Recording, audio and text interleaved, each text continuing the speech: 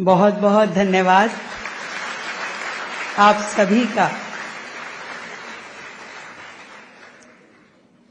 जब इस मंच से हमारी दौलतराम कॉलेज की प्रिंसिपल सविता राय जी बोल रही थी और हमारी कंपेयर कर रही प्रोग्राम को मृदुला जी बोल रही थी, तो मैंने ऐसे मुड़ के देखा किसके लिए बात हो रही है। अरे बाप रे, इतने हैवी हैवी वर्ड्स ये मेरे लिए कहे जा रहे हैं। मुझे तो वो समय याद आ रहा था जब कॉलेज में टीचर्स से डांट पड़ती थी। बैठी हैं हमारी उषा सिंह जी, सुषमा अरोड़ा जी, रेणु कोचर जी, इंदु जैन जी और मधु अग्रवाल जी, रेणु जी भी बहुत डांटती थी। असल में मैं अपने जीवन की वीसी महोदय कहानी बताऊं तो मुझे मुझे लीडर बनाने वाला दौलतराम कॉलेज ही है। अभी सुन तो लो कैसे।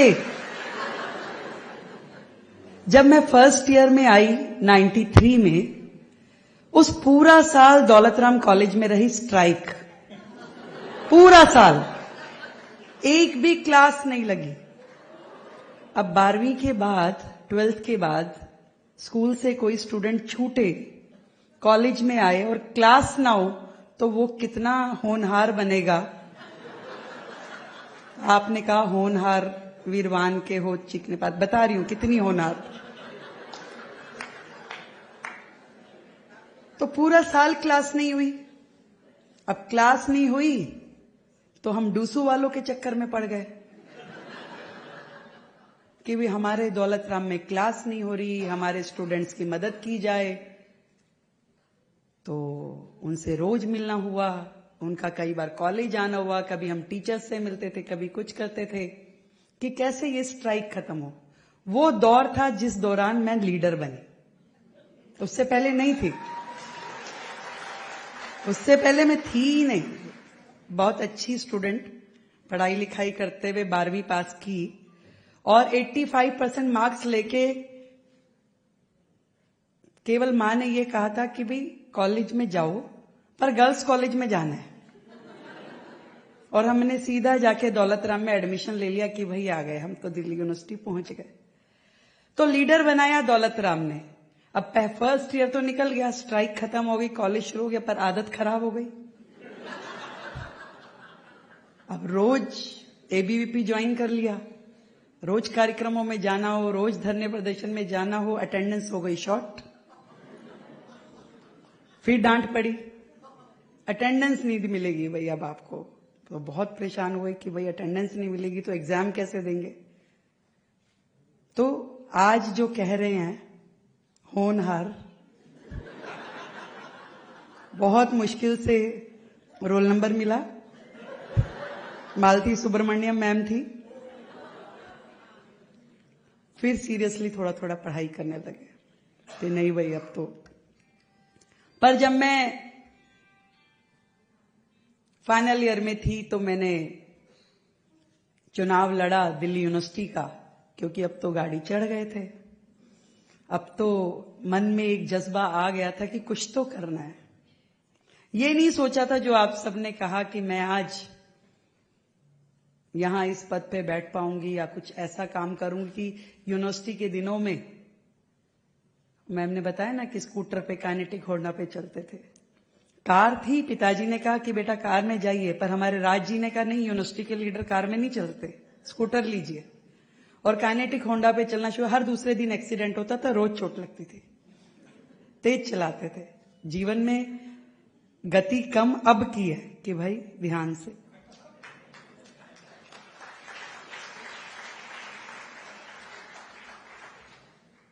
तब ये नहीं सोचा था कि दिल्ली यूनिवर्सिटी की जिन सड़कों पे मैं आज घूम रही हूं या दिल्ली की सड़कों पे जहां घूम रही हूं, उन सड़कों को ठीक कराने की जिम्मेदारी किसी दिन मेरे ऊपर ही आए।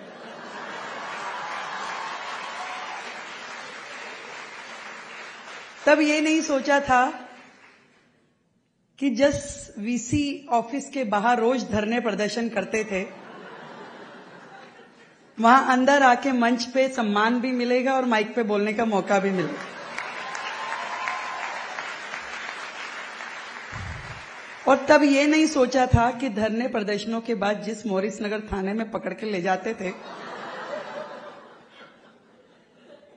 वहां के अफसरों से अब 1 to 1 बात कर पाएंगे।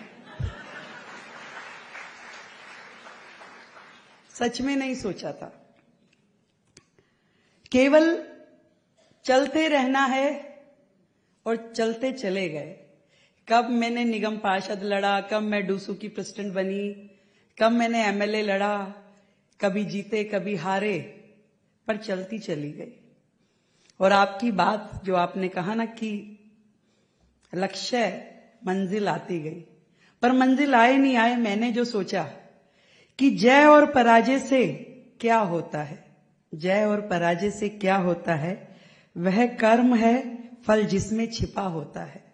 और जीवन में मिले सिद्धि जरूरी नहीं, संकल्प सफलता से बड़ा होता है। तो एक संकल्प था मन में कि कुछ तो करना है, बस इसी धुन में चलते गए। कब वो रेखा जिंदल जो यू स्पेशल की सीट पे भी नहीं बैठते थे, सीढ़ियों में बैठते थे चलती बस के, कंडक्टर लड़ता था कि आप लोग ऊपर आके बैठिए, नहीं सीढ़ियों में बैठ के अंताक्षरी खेलेंगे, या कैंटीन में बैठ के टेबल थपेड़ थपेड़ के गाने गाते थे। और कैंटीन वाले जो भैया होते थे वो कहते थे भाई अब जाओ क्लास में। कहां उससे यहां इस जिम्मेवारी पे आना मेरे लिए भी बहुत एक अपने आप में चैलेंज भी है, इंस्पिरेशन भी है कि आज दिल्ली के लिए कुछ कर गुजरने का मौका मुझे मिला।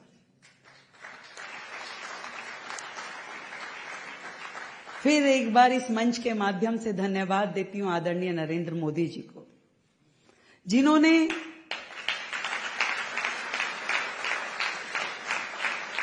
केवल कहा नहीं करके दिखाया वुमेन लेड गवर्नमेंट, जहां एक महिला के निर्णयों की भागीदारी हो। और ये भागीदारी ने ही आज हम सबको इतना सक्षम बनाया है कि यस, इस 1 महीने में जितने भी दिल्ली यूनिवर्सिटी से जुड़े हुए मुद्दे मेरे पास आए, विद इन ए सेकेंड मैंने कहा इसको रिजॉल्व करिए, तुरंत होना चाहिए, ये काम वैसे ही होगा। और आगे भी विश्वास दिलाती हूं योगेश जी,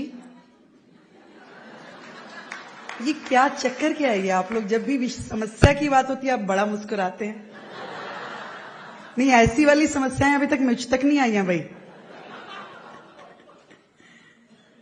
पर आप जो फर्ज मेरा है इस दिल्ली यूनिवर्सिटी की स्टूडेंट होने के नाते, आज देश की सबसे बड़ी यूनिवर्सिटी दिल्ली यूनिवर्सिटी है। पूरे देश से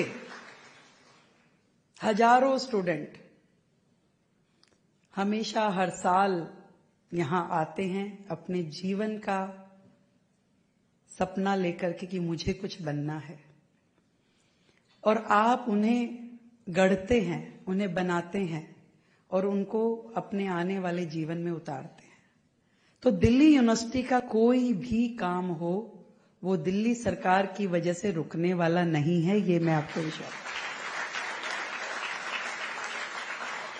बल्कि जो बात आपने कही कि मिलके शिक्षा के लिए, शिक्षा जगत में वो काम करना है जो इस विश्वविद्यालय के साथ साथ हमारी दिल्ली की पूरी शिक्षा व्यवस्था को और बेहतर और सुदृढ़ और संगठित करे, जिससे दिल्ली का हर एक बच्चा ना केवल अच्छा पढ़ लिख सके, बल्कि उसको जीवन में जो भी मुकाम वो चाहे उसको पाने का रास्ता यहां इस विश्वविद्यालय में से होकर के मिले।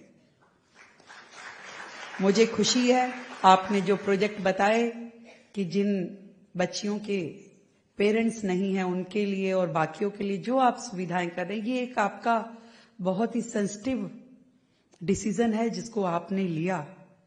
और सच में जब विश्वविद्यालय, मैं यहाँ पे जब देख रही थी कि आपका वक्तव्य हुआ, प्रिंसिपल मैम का हुआ, और रजनी जी को, पायल जी को, आप सबको, तो इतना इजी एटमॉस्फेयर जहां आप हंस सके, बोल सके, अपने विचार रख सके, कभी इससे पहले यूनिवर्सिटी का देखा आप लोगों ने? तो एक बार जोरदार तालियां वीसी महोदय के लिए बजाएं भाई, जिन्होंने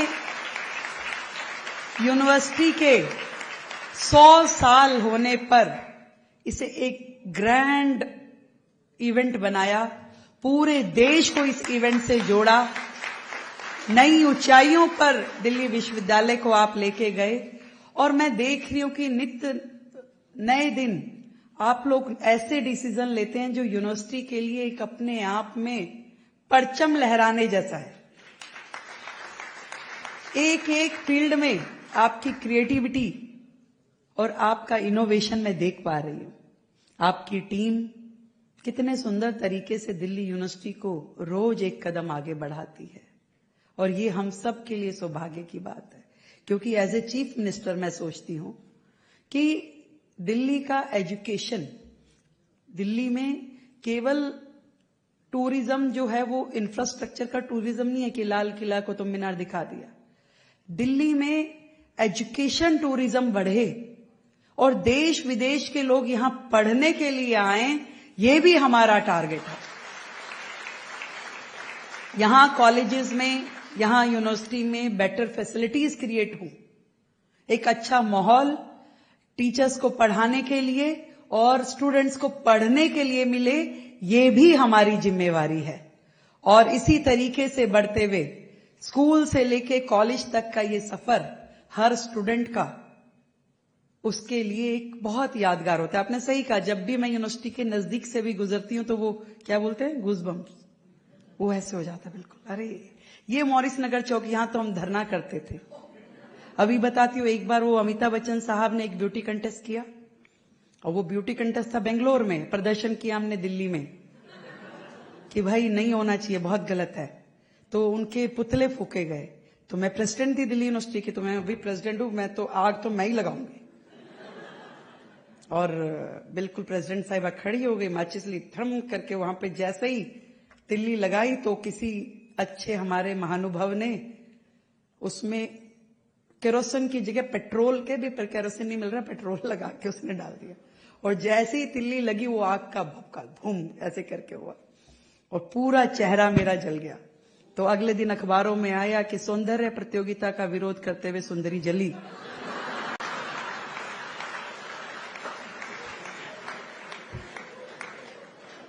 मैं डूसू प्रेसिडेंट थी। मैंने कहा बहुत गलत बात हुई। तो 2 महीने लगे मुझे ठीक होने में। तो ऐसी ऐसी यादें इन दिल्ली यूनिवर्सिटी की गलियों से जुड़ी है। वो दौलत राम के सामने वाली दीवार, अब हंसने वाली क्या बात है, भेलपुरी खाते थे, लेमन सोडा पीते थे और कुछ नहीं। पर थैंक यू सो मच, आप सबने मुझे यहां बुलाया और मुझे कई दिनों बाद मुझे लग रहा है मैं इतना खुश हूं। नहीं तो